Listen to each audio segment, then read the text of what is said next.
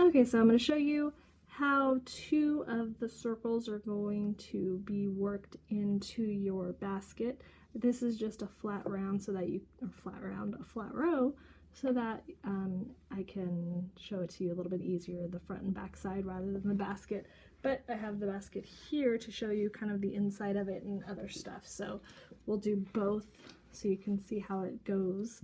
But what we're going to do is kind of begin the row where the circles begin, and you'll see that it's a chain 3 and then 2 double crochets, but in the second double crochet is when we're going to change our color. So we're going to work up until the very first yarn over, pull through the first 2 loops, and just like whenever we change color with a double crochet, we leave those last 2 loops on our hook, and then we grab our new color, in this case the purple, or whatever color you're using, lay it over your hook, and then we're going to pull through. So in my basket, I kept the purple attached the entire time, and I ran the strands behind and along the basket rather than cutting them and weaving them in for every single circle.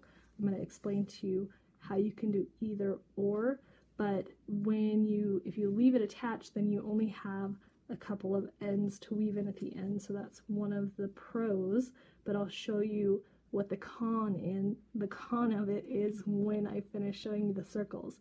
So first we're going to start our first circle. So to do that, we're just going to do a double crochet, but instead of working it into our next stitch, we're going to work it into the post below. So what I'm going to do is I'm going to look for the post. So if you see this post here, we have 3, we have 1, 2, 3, and we made 3 up top. So we have 1, 2, 3, we're working around the 4th or the one after. So if you look straight down, you'll see a hole, and we're going to put our hook through that hole. So push your hook through that hole and then pop out the other side of the post. Once you do this first one, it's a little easier to turn your work, just like as if you were working on a row going this way. So turn your work, yarn over, pull up a loop, just like a regular double crochet. We're going to yarn over and pull through the first 2 and pull through the second 2.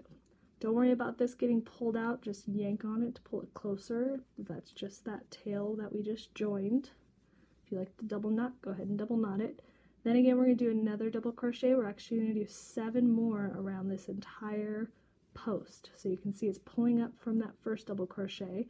So I'll put my finger here since the white is hard to see on white. So I'm going to put my hook through that hole and do another double crochet and another one and a whole bunch more. So we're just working around this entire post. As I work, I try to keep all of the stitches separate rather than like laying on top of each other. So if I'm bringing my tails, I don't want them to lay on top of the previous stitch. I want them next to the previous stitch so that they all lay on their own piece of post. And once I get to 8, let me get some slack here. See how many I have so far here. 1, 2, 3, 4, 5, 6, 7, and 8. And you'll see that the pattern says we're working on the next and previous post. So this was our next. Now we need to go to the previous. So it tells us to turn our work 180 degrees. So if we just flip it halfway, now we're looking at those 3 posts that I counted earlier. We're going to work around that previous one, so that third one from the beginning, or the one that we just made that last white double crochet into. So the same thing, we're going to yarn over, and then we're going to go into the hole from front to back, so out through the front and out the next side, and do 8 more double crochets.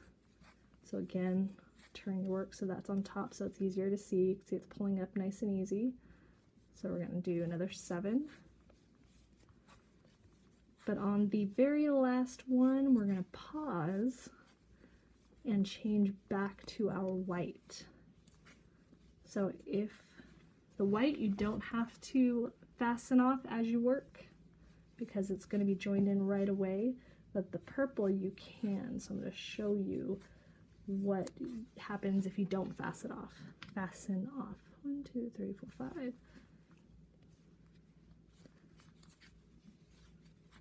6, 7,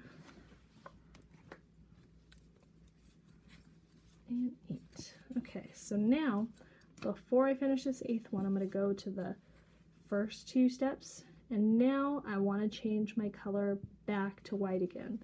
So this is going to form a full circle once we get the white pulled in, but the first thing I'm going to do is I'm going to lay the purple over the area of, or just over the top, basically, is what we're going to do, okay?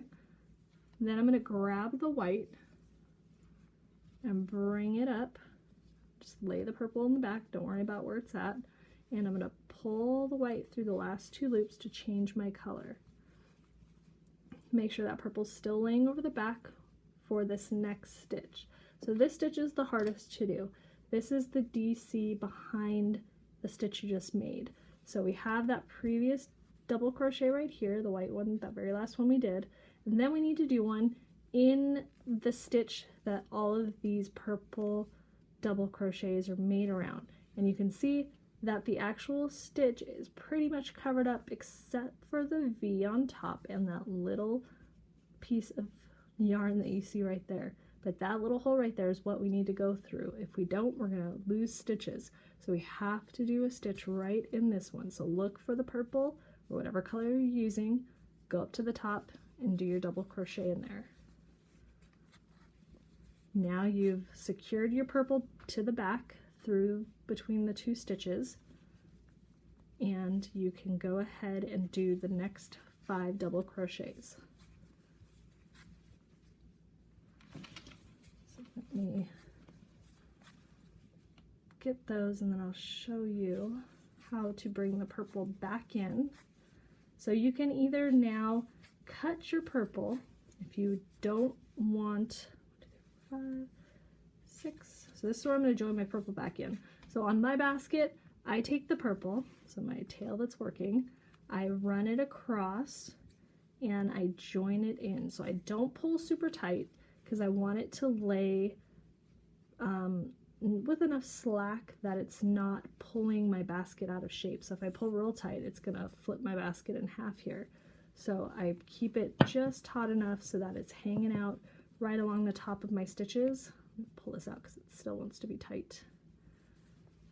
So if you don't mind that, I'm going to show you how you can cover it.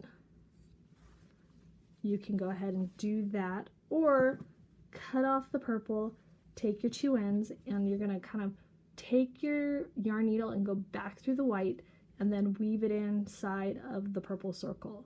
So you can either have it not show at all and weave it in every single circle, which there's not as many, there's like 7 circles, so it's not super huge amount to weave in. But if you don't want to weave in anything, just run it along as you go. So again, I would start my next circle here, and I'm going to stop right there so I can show you, because I'm going to pretend like I'm coming back around with my white so you can see how to cover it up. So I'm just going to do some crazy join here to get my white in here. So this is how, when I'm coming around the basket, because the purple is up so high, it's right along my stitches, I just do my double crochet, and you'll actually be working this way because everything's on the outside, but I crochet the purple into the stitch. So I reach through, the purple is in between my stitches, and it gets covered up pretty well. I'm going to show you right now what the inside of my basket looks like with this, but you can cover up most of the inside. So if you don't like that purple string showing through, you can crochet the white over it as you're going around. So when I was coming around, the purple's sitting there and I just double crocheted over it. So you can see that the con of it is that you can see some of it peeking through. It's not super noticeable, you know, if it's just sitting there, you may not even pay attention to it, but when you look inside, you can see it a little bit more clearly because you can see like little spots where I've had to pull it through and weave it through, but it's not super noticeable when it's sitting there. Probably you may not even noticed it when you saw the picture, but that's totally up to you. I did it this way so you could see what it looks like if you want to skip all that weaving in, but if you don't mind the weaving, just cut it and then weave it into the purple. But that's how you're going to do the circle. If you have any questions, leave them below. But that is it. Thanks for watching.